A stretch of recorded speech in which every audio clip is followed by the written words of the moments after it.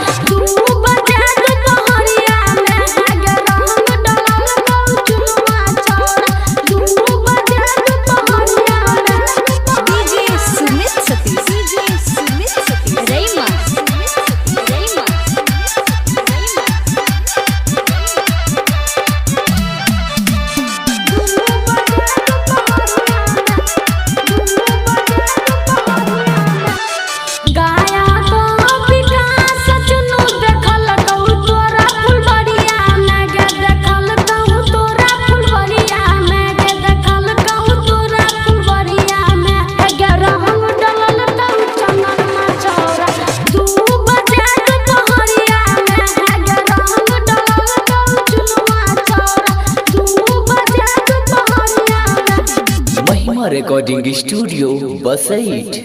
यदि आप भी चाहते हैं एमआरएस म्यूजिक की ऑडियो वीडियो सबसे पहले आप तक पहुंचे, तो लाल बटन को दबाकर चैनल को सब्सक्राइब करें और बेल आइकन को दबाना ना भूलें।